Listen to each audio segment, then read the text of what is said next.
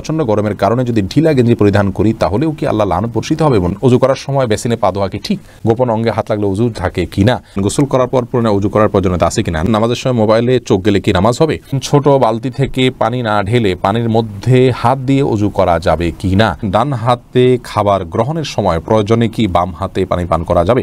আমার পরিপূর্ণ বয়স হচ্ছে, আমি বিয়ে করতে চাই, এখন আমার পরিবারকে কিভাবে বলতে পারি পরামর্শ চাই? অন্য ধর্মের লোকদের কি বাসা ভাড়া দেওয়া যাবে? সুদের টাকা দিয়ে তৈরি করা বাড়িতে আমল করলে আমল কি কবুল হবে?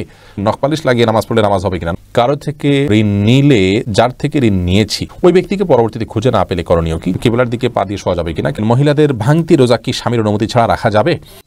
মুয়াজ ইনসান আপনি জানতে চেয়েছেন, সুদের টাকা দিয়ে তৈরি করা বাড়িতে আমল করলে আমল কি কবুল হবে? সুদের টাকা দিয়ে তৈরি করা বাড়িতে যদি আমল করেন তাহলে আমল কবুল হবে না, বিষয়টি কিন্তু সেরকম নয়। ধরুন সুদের টাকা দিয়ে আরেকজন বাড়ি করেছে, আপনি সেখানে আমল করেছেন, তো আপনার আমল কবুল হওয়ার সাথে ওইটার কোনো সম্পর্ক নেই। সালমা বেগম জানতে চেয়েছেন, মহিলাদের ভাঙতি রোজা কি স্বামীর অনুমতি ছাড়া রাখা যাবে? স্বামীর অনুমতি ছাড়া রাখা যাবে না। স্বামী যদি বলো যে হ্যাঁ রাখতে পারে, আর যদি স্বামী বাসায় থাকেন তাহলে সেক্ষেত্রে স্বামীর অনুমতি নিয়েই তারপরে রাখা উচিত। ভাঙতি রোজা যেগুলো এগুলো তো ফরজ রোজা, কিন্তু ওই দিন রাখাটা তো আপনার জন্য ফরজ নয়, অতএব দিনটা নির্দিষ্ট করার ক্ষেত্রে তার সম্মতি নিয়ে করা উচিত। কারজাই এর দিকে আপনি জানতে চেয়েছেন, কারো থেকে ঋণ নিলে যার থেকে ঋণ নিয়েছি ওই ব্যক্তিকে পরবর্তীতে খুঁজে না পেলে করণীয় কি? যদি কোনোভাবে খুঁজে পাওয়া না যায় এবং আশাও ছেড়ে দেন তাহলে সেক্ষেত্রে সেই ঋণের টাকা আপনি যে কোনো গরিব মানুষকে, অসহায় মানুষকে আপনি দান করে দিবেন বা কল্যাণমূলক খাতে দান করে দিবেন ওই ব্যক্তির তরফ থেকে, প্রাপকের তরফ থেকে, তাহলে আপনি দায়মুক্ত হবেন ইনশাআল্লাহ। এমনি ইফতিখার শুভ আপনি জানতে চাইছেন, নখপালিশ লাগিয়ে নামাজ পড়লে নামাজ হবে কিনা? নখপালিশ লাগিয়ে যদি আপনি অজু করেন তাহলে অজু হবে না, আর ওজন হলে নামাজ হবে না, অতএব বলতে পারেন নখপালিশ লাগিয়ে অজু করে নামাজ পড়লে নামাজ হবে না। কিন্তু যদি অজু অবস্থায় নখপালিশ লাগিয়ে আপনি নামাজ পড়েন অজু অবস্থায়, তাহলে ওই নামাজটা হবে। পরবর্তীতে আবার যখন নামাজের সময় হবে বা অজু ভাঙবে তখন আপনাকে নখপালিশ রিমুভ করে তারপর অজু করতে হবে, অন্যথায় এটি জায়েজ হবে না। মা বোনরা মাসিকের দিনগুলোতে নেল পালিশ ইউজ করতে পারেন, কোনো অসুবিধা নেই, যেহেতু তখন নামাজের অপশন তাদের নাই। কিন্তু পরবর্তীতে আবার নামাজ যখন শুরু হবে তার আগে তাদেরকে সেটি রিমুভ করে নিয়ে তারপর উজু করে নামাজ পড়তে হবে। মুসলিউদ্দিন হৃদয় জানতেছেন, পুরুষ ডাক্তার দ্বারা সিজার ডেলিভারি করানো যাবে জায়েজ কিনা? যদি বিকল্প না থাকে তাহলে জায়েজ আছে, কিন্তু এটি আমাদের দেশের জন্য খুবই লজ্জাজনক একটি অধ্যায়। বাংলাদেশে এখন অহরহ ডেলিভারি করানো হয়, সিজার করানো হয় পুরুষ ডাক্তারের মাধ্যমে। শুধু বাংলাদেশে নয়, সৌদি আরবেও এটি আমি দেখেছি, কাছে থেকে জেনেছি যে পুরুষ ডাক্তাররা এই কাজগুলো করেন। এটি খুবই গর্হিত কাজ। নারী ডাক্তারদেরকে উৎসাহিত করা উচিত এবং নারীদেরকে ডাক্তারি পড়ানো উচিত এবং এই কাজগুলো নারী ডাক্তারদের উপর ছাড়া উচিত। অন্যান্য সেক্টরে অনেক ডাক্তার চলে যাচ্ছেন, নারীরা গাইনিতে না গিয়ে অন্যান্য অনেক ডিপার্টমেন্টে চলে যাচ্ছেন, অথচ গাইনিতে পুরুষরা আসছেন। এটি মুসলিম কান্ট্রি বা মুসলিম সমাজের জন্য লজ্জা ছাড়ার কিছু নয়। একজন রোগী হিসাবে আমরা যদি অনন্য উপায় হই, অন্য কোনো বিকল্প ব্যবস্থা না থাকে, তাহলে আমাদের জন্য এটি জায়েজ রয়েছে। হোসেন আহমদ জানতে চেয়েছেন, আমার পরিপূর্ণ বয়স হচ্ছে, আমি বিয়ে করতে চাই, এখন আমার পরিবারকে কিভাবে বলতে পারি পরামর্শ চাই? আপনার বিয়ের বয়স হচ্ছে, আপনি নিজে না বলতে পারলে অন্য কারোর মাধ্যমে বলাবেন। এই জন্যই তো গোটা পরিবারকে দিনের পথে আনার জন্য আগে চেষ্টা করতে হয়। তারা যখন দিন বুঝবেন তখন তাদের সব কিছু বোঝানো সম্ভব হবে কোরআন এবং হাদিসের আলোকে। আপনি নিজে না পারলে অন্য কারোর মাধ্যমে করবেন। আলমগীর হোসেন জানতেছেন, নামাজের সময় মোবাইলে চোখ গেলে কি নামাজ হবে? নামাজ হয়ে যাবে, কিন্তু এটি নামাজের মানকে অনেকখানি নিচে নামিয়ে দিবে। মোবাইল এর দিকে চোখ যাওয়া উচিত নয়, বরং নামাজের সময় সেজদার জায়গায় চোখ থাকা উচিত। নামাজের দিকে অন্যদিকে মন যেতে পারে সে বিষয়গুলোকে সরিয়ে ফেলা উচিত নামাজের আগেই। মোবাইলকে এমন জায়গায় রাখা উচিত নয়। নবী সাল্লাল্লাহু আলাইহি ওয়াসাল্লামকে একবার একটা কাপড় দেওয়া হলো নামাজ পড়ার জন্য, সেখানে কিছু চিত্র ইত্যাদি অঙ্কন করা ছিল, হয়তো গাছপালার চিত্র বা এরকম হালাল কোনো চিত্র ছিল। নামাজ পড়ে তিনি তারপরে বলেছেন, এই কাপড় সরাও, স্বচ্ছ বা ফ্রেশ কোনো কাপড় আনো, যাতে করে মনোযোগ নষ্ট না হয়। আল্লাহর সাথে কথোপকথনের সময় আপনার অন্যদিকে মনোযোগ গেলে, আপনি কারোর সাথে কথা বলছেন, সেখানে যদি আপনার অন্য দিকে মন থাকে তাহলে সে যেরকম অভদ্রতা, অসৌজন্যতা, এটা মহান সৃষ্টিকর্তার সাথে কত বেশি অভদ্রতা এবং অসৌজন্যতা হবে সেটা বলাই বাহুল্য।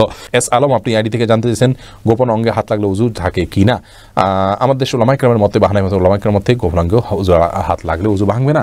তবে আরবিন স্কলাররা, সৌদি আরবের ওলামায়ে কেরাম, তাদের মতে গোপন অঙ্গে হাত লাগলে উজু ভেঙে যাবে, যেহেতু আপনার একটা হাদিস রয়েছে যে মান মাসসা যাকারাহু ফালইয়াতাওয়াদ্দা। এজন্য তারা হাত লাগলে বলতে কাপড়ের উপর দিয়ে নয়, সরাসরি যদি কেউ স্পর্শ করে তারা ওটাকে ওযু ভঙ্গের কারণ হিসাবে উল্লেখ করেন। অতএব সেই জায়গা থেকে এটা ওযু ভঙ্গের কারণ তাদের মতে, আমাদের ওলামায়ের মতে এটি ওযু ভঙ্গের কারণ। আপনি ফারজানা সুলতান আপনি জানতেছেন, কিবলার দিকে পা দিয়ে শোয়া যাবে কিনা? কিবলার দিকে পা দিয়ে শোয়ার ব্যাপারে কোনো হাদিসে নিষেধাজ্ঞা সরাসরি নাই। তারপরও ওইদিকে কেবলা রয়েছে, সেই জায়গা থেকে কেবলার প্রতি শ্রদ্ধার জায়গা থেকে যদি দিকে পা না দেন ভালো, কিন্তু এটাকে হারাম বলা বা নাজায়েজ বলা বা গুনাহের কারণ বলার কোনো সুযোগ নেই, যেহেতু কোন হাদিসে হাদিসে এই বিষয়ে কোনো নিষেধাজ্ঞা নেই। শিখা ইসলাম আপনি জানতেছেন 3 পিস পরে নামাজ পড়ি, পা দেখা যায়, মোজা পড়ে নামাজ পড়লে কি হবে? পায়ের পাতা ঢাকতে হবে কিনা মেয়েদের নামাজের জন্য মধ্যে এটা নিয়ে মত পার্থক্য আছে। অনেক ওলামায়ে কেরাম এটাকে শর্ত করেছেন। আমি ব্যক্তিগতভাবে এই মতটা চাইতে যারা বলেন যে পায়ের পাতা পাতা বলতে পায়ের পাতার তলের অংশ এটা ঢাকার শর্ত দিয়ে থাকেন, তাদের মতটাকে আমি সমর্থন করি না। পাতার উপরের অংশ যেটা পাতার উপরের অংশ সেটা ঢাকতে হবে কিনা অনেক ওলামায়ে কেরাম বলেছেন সেটা ঢাকতে হবে, অনেকে বলেছেন শুধু গিরার নিচ পর্যন্ত থাকলেই হবে কাপড়, পাতা না ঢাকলেও চলবে। তো দুই পক্ষের ওলামায়ে কেরামের দলিল রয়েছে। নিরাপদ হলো এমন কাপড় পরা যে কাপড়টা অনেক বেশি লম্বা হয়, যে পায়ের পাতার উপরের অংশ সহ ঢাকা পড়ে। তলা ঢাকার জন্য মোজা পরার জন্য আলাদা করে কষ্ট করা বা কসরত করা এটা আবশ্যক নয়। ইনশাআল্লাহ বিদিনিল্লাহ নামাজ হয়ে যাবে যদি কেউ মোজা না পড়েন। এরপরে কুররাত আইন মারিয়া আপনি জানতে চেয়েছেন অন্য ধর্মের লোকদের কি বাসা ভাড়া দেওয়া যাবে? যাবে, কোনো অসুবিধা নেই, তাদেরকে বাসা ভাড়া দেওয়াতে কোনো অসুবিধা নেই। মোহাম্মদ আরাফাত ইসলাম জানতেছেন ডান হাতে খাবার গ্রহণের সময় প্রয়োজনে কি বাম হাতে পানি পান করা যাবে? প্রয়োজনে বলতে কি ডান হাতে পানি পান করা উচিত, খাবার গ্রহণ করা উচিত। ইভেন আপনার খাবার খেলে আঙ্গুল চেটে তারপরে আপনি ডান হাতে ধরে খাবেন। যদিও আমাদের ওলামায়ে কেরাম বলেন যে বাম হাতে আপনি পানির পাত্র ধরলেন, ডান হাত দিয়ে ঠেক দিলেন, তার মানে 2 হাত ধরে খালেন, এটা জায়েজ আছে, এটা একটা পন্থা মাত্র। কিন্তু সবচেয়ে উত্তম হয় সরাসরি ডান হাতে খাওয়া। সেক্ষেত্রে খাবার লেগে যাওয়ার যে ভয় থাকে গ্লাস ইত্যাদিতে, সেটা থেকে বাঁচার জন্য আপনি পরিষ্কার করে নেবেন, আলতো করে ধরবেন, কিন্তু ডান হাতে খাওয়া উচিত, পান করা উচিত, যেহেতু হাদিসে সুস্পষ্টভাবে ডান হাতে খাওয়া পান করার নির্দেশ রয়েছে। ফারিয়া এনামুল আপনি জানতে চেয়েছেন ছোট বালতি থেকে পানি না ঢেলে পানির মধ্যে হাত দিয়ে ওযু করা যাবে কি না? যাবে। হাত দিয়ে কোষ করে উঠিয়ে আগে হাত ধোবেন 3 বার, এরপরে আবার আপনি কোট দিয়ে স্বাভাবিকভাবে ওযু করতে পারেন, কোনো অসুবিধা নেই। নবী সাল্লাল্লাহু আলাইহি ওয়াসাল্লাম এই পদ্ধতিতে ওযু করেছেন। হাসিবুল হোসেন জানতে চেয়েছেন গোসল করার পর পুনরায় ওযু করার প্রয়োজনীয়তা আছে কিনা? না, গোসল যদি সুন্নাহসম্মত করে থাকেন আলাদা ওযু করার কোনো প্রয়োজন নাই। 2 হাতের কবজি ধুয়ে কুলি করে নাকে পানি দিয়ে মুখ ধুয়ে হাত ধুয়ে মাথা মাসে করে তারপরে গোসল শেষ করে আসলে পা ধুয়ে চলে আসবেন।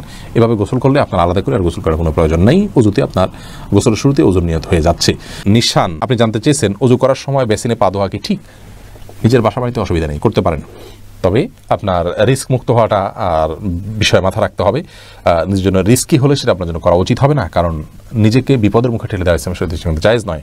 অনেক সময় এখান থেকে পড়ে বা দুর্ঘটনার শিকার হতে পারে মানুষের।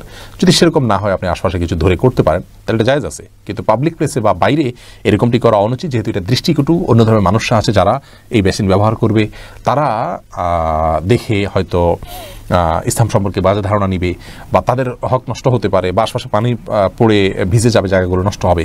সেই জায়গা থেকে পাবলিক প্লেসে এমনটি না করা উচিত, কিন্তু করলে ওযু হয়ে যাবে। ফারজানা রহমান শারমিন জানতে চেয়েছেন প্রচণ্ড গরমের কারণে যদি ঢিলা গেঞ্জি পরিধান করি তাহলেও কি আল্লাহ লানত বর্ষিত হবে? এবং ফারজানা যদি বাসা বাড়িতে আপনি পড়েন তাহলে তো আল্লাহ লানত বর্ষিত হওয়ার কোনো প্রশ্নই ওঠে না, যদি গায়ে মহারামের সামনে এসে পড়ে না যান আপনি, বা সেটা পরার পর উপর দিয়ে পাতলা না পরে নেন, যাতে আপনার সৌন্দর্য প্রকাশিত না হয় গায়ে হারামদের সাথে। এরকম যদি চলেন তাহলে কোনো অসুবিধা নেই বাসা বাড়িতে। আর বাসা বাড়ির বাইরে যদি আপনি যান তাহলে সেক্ষেত্রে বোরকার নিচে যদি আপনি এ ধরনের পোশাক পরেন কোনো অসুবিধা নেই ইনশাআল্লাহ বিদিনিল্লাহ। অর্থাৎ আপনার পর্দা বাইরে যখন যাবেন পর্দা মেনটেন করতে হবে। গরম এর কষ্ট যত বেশি, জাহান্নামের গরমের কষ্ট তার চাইতে অনেক বেশি। অতএব পর্দা লঙ্ঘন যেন না হয়, পরপুরুষের সামনে যাতে আপনার পর্দা লঙ্ঘিত না হয় সে বিষয়টা আপনি খেয়াল করবেন। এছাড়া বাকি অবস্থাতে আপনি করতে পারেন।